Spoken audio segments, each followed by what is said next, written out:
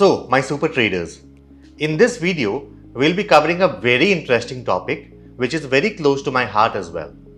This topic talks about mean reversion and backtesting.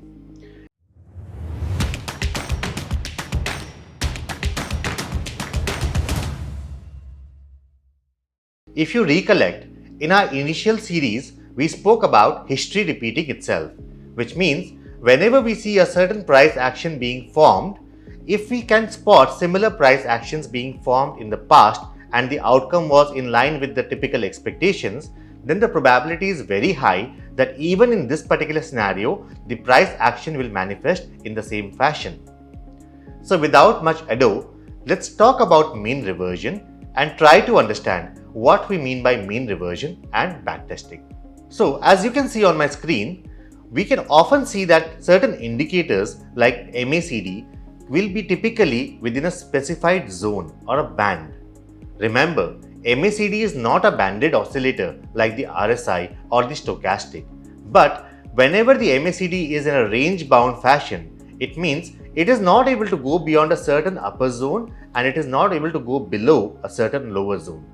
If you are able to spot this kind of a formation in a higher time frame chart, always watch out for these formations. And like I said, you can also see these kind of formations in other oscillators like RSI or stochastic, but don't go by the zones within which these oscillators fluctuate, because these can typically lead to wrong interpretations and you may miss out on the phenomenal rallies like we studied in the case of RSI, where we busted the myth around the overbought zone and the oversold zone. So coming back to mean reversion, whenever you see a mean reversion specifically in the MACD indicator, watch out for that because it can give you very good entry and exit opportunities in that given stock. And also, as I already said, correlate this kind of behavior from similar behavior or similar patterns being formed in the past. So let's try to understand the concept of mean reversion and backtesting by taking a few examples.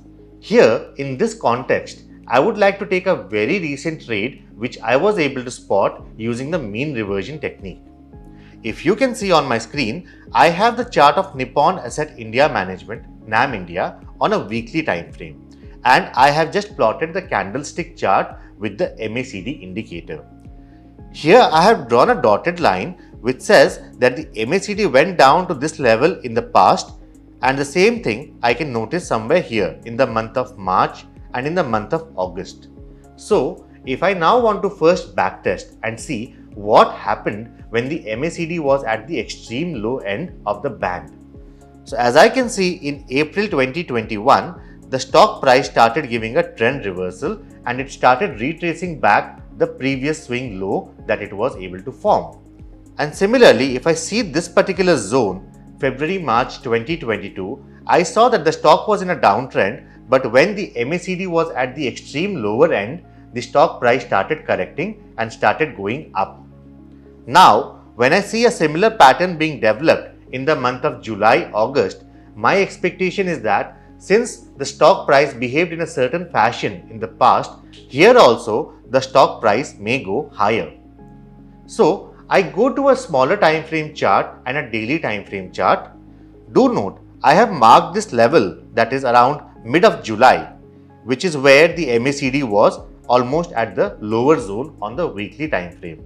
And I took a buy trade here with a very small quantity because these are risky trades. And if you notice, at this time, the markets were in a correction mode. The markets were going down and I was proposing that we go long in this stock. And my entry was at around 285 levels. The stock went up as I had expected. It touched a high of 325, 330 and I took my exit somewhere here, which is 320, a clean 15% return in a matter of a few weeks. So remember, mean reversion can sometimes give you very good trades if you see it or spot it in a higher time frame chart. Also remember, you are taking a contra trade here. The market is going down, but you are taking a long trade against the market or the broader trend. So be very cautious whenever you spot a mean reversion and you try to trade a mean reversion. Let's take one more example. On my screen, I have the chart of Nifty Metal on a 1 week time frame. As you can notice, This was the zone where MACD did not go below and it always bounced back from this level. So when I spotted the same level sometime in the month of June, July 2022, I could have typically expected that the stock or the index will correct now and the downtrend may reverse.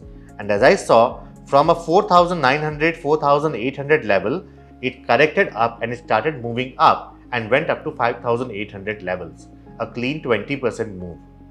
So this is how mean reversion can be very helpful, but do remember, only and only mean reversion will not help you take trades. So you should always use a few indicators which you are comfortable with along with the mean reversion technique and go to a lower time frame chart to identify your support and resistance and define your entry and exit points. Just to reiterate, mean reversion should not be applied on other indicators like RSI or stochastics. And if you see this example of Asian Paints on a monthly time frame, if someone would have thought that the RSI never sustained beyond 75-80 zone and always corrected, you would have missed out on this phenomenal rally if you would have exited your long positions here. Likewise, Adani Enterprise chart on a weekly time frame, as you can see on my screen. If someone would have exited the stock here thinking this is a mean reversion because RSI is not able to sustain above 75-80 levels, they would have missed out on this phenomenal rally. So mean reversion, whenever applied, should only be used on MACD, and you should always combine it with other indicators to take a more meaningful and informed decision. So my super traders, I hope you have enjoyed this journey with me and you have learned a lot about the basics of technical indicators and technical analysis. Do remember, more number of indicators does not mean that your trades are going to be better.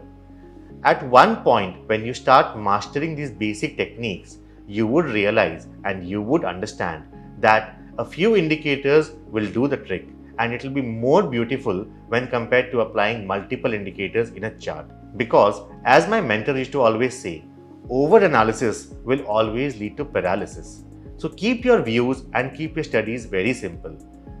Hi-fi technical indicators are also available to study and to understand. But remember, the basics is what is the foundation, and the stronger the foundation, the better is the support and the better is the outcome.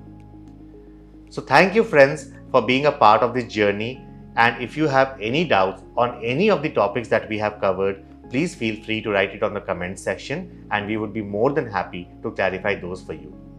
Thank you for being a part of Dhan's journey in this learning series. Good luck.